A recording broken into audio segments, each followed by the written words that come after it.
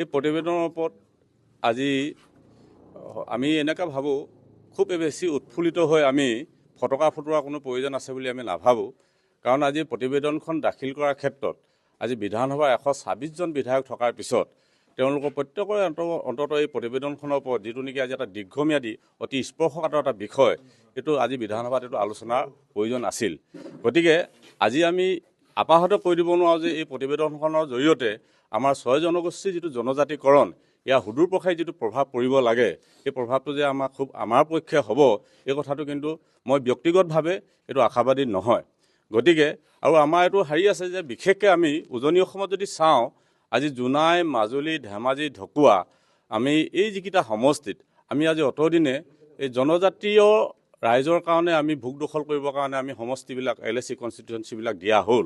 আমি এইটো যিটো ভাবিছোঁ, ঠিক আছে, আমি এইটো কোৱা নাই যে তেওঁলোকৰ ৰাইটটো কাঢ়ি আনি আমি ল'ব লাগে, কিন্তু পলিটিকেল ৰাইট যদি আমাৰ নাথাকে, লেণ্ড ৰাইট যদি নাথাকে, তেতিয়াহ'লে জনজাতিৰ নামত এটা আমাৰ বৃহত্তৰ টোপোলা দি আমাৰ লাভ হ'ব বুলি আমি অন্ততঃ ধেমাজিবাসী হিচাপে কৈছোঁ। যিহেতু আজি স্বাধীনতাৰ প্ৰায় 80 বছৰ হৈ গ'ল, আমি নাগৰিকত্বলৈ ইয়াত জীয়াই আছোঁ।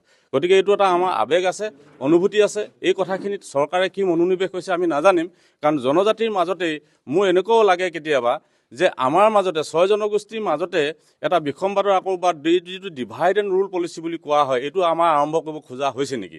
আজি ট্ৰাইবসকলৰ মাজতে আকৌ কিবা তেওঁলোকৰ মাজতে কিবা ষড়যন্ত্ৰ, আহোমৰ মাজতে কিবা ষড়যন্ত্ৰ বা চুতীয়াসকললৈ কিবা ষড়যন্ত্ৰ, এনেকুৱা যাতে ভৱিষ্যতলৈ নহয়, তাৰ কাৰণে সমগ্ৰ আমি অসমবাসী ৰাইজে প্ৰতিবেদনখনৰ আমাৰ সমাপ্তিৰ পিছতে এই কথাটো আমি ক'ব পাৰিম।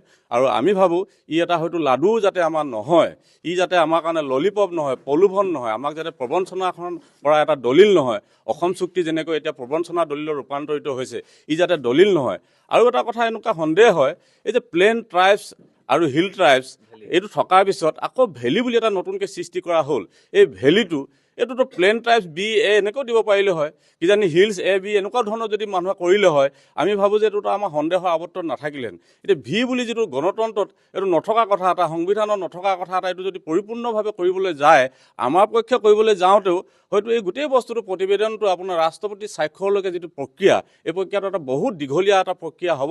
তেতিয়াহ'লেও কিজানি আমাৰ অনাগত যিটো আমাৰ 26ৰ যিটো বিধানসভা, এইটো ইলেকশ্যন আছে, ইলেকশ্যন হয়তো পাৰ কৰা এটা বৈতৰণি পাৰ কৰা এটা ব্যৱস্থাপনাৰ জনো এটা অনুমান হ'ব পাৰে। আৰু আমি আহোমসকলক এইটো কথা আমি ক'ব লাগিব, বিশেষকৈ যিসকল আমাৰ এইটো শিৱসাগৰৰ পৰা আৰম্ভ কৰি যোৰহাট যিখিনি আমাৰ আহোম অধ্যুষিত এৰিয়াৰ নিচিনাকৈ এতিয়াও আমাৰ বহুকেইজন MLA আছে, তেখেতলোকে এতিয়া নিমাত আৰু নীৰৱতা অৱলম্বন কৰিছে। এইটো কাৰণে নেকি যে তেখেতলোকে নিজৰ আসনখন হয়তো ভৱিষ্যতলৈকে সুৰক্ষিত হৈ থাকিব, আহোমসকলে এইটো পাবই। বা যদি আকৌ চুতীয়াসকলে যদি ভাবিছে গোলাঘাটত বা এনেকুৱা কেইটামান চিট যদি পায়, কোনোবা চুতীয়া যদি MLA মন্ত্ৰী যিসকলে আছে এইটো নীৰৱতা অৱলম্বন কৰিছে।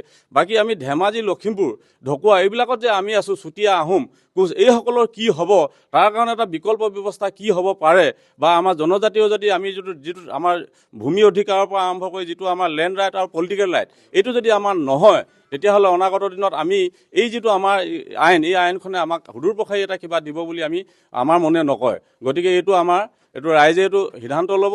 এইটো ৰাইজে এইটো যেতিয়া আমাৰ দলিলখন দেখিব, আৰু সম্পূৰ্ণৰূপে আজি যিহেতু এইটো বিতৰ্ক নাহিলেই, তাৰ কাৰণে এইটোতো আৰু এনেকুৱা ধৰণে এইটো অন্ধকাৰ ৰাখি কৰা নিচিনা এটা কাম হৈছে। এইটো এটা স্পৰ্শকাতৰ বিষয় হয়। এইটো যদি ভাবিছে যে এইটো কমিউনেল ক্লেছ হ'ব, কিবা এনেকুৱা ধৰণৰ যদি কথা ভাবি পেলাই কৰা হয়, তেতিয়াহ'লে 126জন আমাৰ বিধায়কৰ ভূমিকা কি থাকিল? তেতিয়াহ'লে আমি এইটো দাবী জনাম যে আমাৰ কাৰণে যিটো লেণ্ড ৰাইট আৰু পলিটিকেল ৰাইট, এইটো যদি আমাৰ নাথাকে, তেতিয়াহ'লে আমি জনজাতিৰ নামত এটা আভুৱা টোপোলা লৈ একো লাভ নহ'ব বুলি আমি ভাবোঁ। এইটো আমাৰ কাৰণে সম্পূৰ্ণৰূপে সকলো জেগাতে সমমৰ্যাদাৰে সম অধিকাৰ যদি কথাটো আহে, আমি ন্যায় এইটো যিটো ব্যৱস্থাপনা কথাটো যদি আমি ভাবোঁ, গণতান্ত্ৰিক ৰাইট যদি আমাক লাগে, তেতিয়াহ'লে নিশ্চিতভাৱে অসমত থকা প্ৰত্যেকজন আহোম, প্ৰত্যেকজন চুতীয়া, প্ৰত্যেকজন কোচে সম অধিকাৰ সমমৰ্যাদা লৈ, আৰু প্ৰত্যেকজন আমাৰ 6 জনগোষ্ঠীৰ ৰাইজে ট্ৰাইবেলৰ নামত সম অধিকাৰ সমমৰ্যাদাৰে জীয়াই থকাটো মই বিচাৰোঁ বা আমি বিচাৰোঁ। ধন্যবাদ।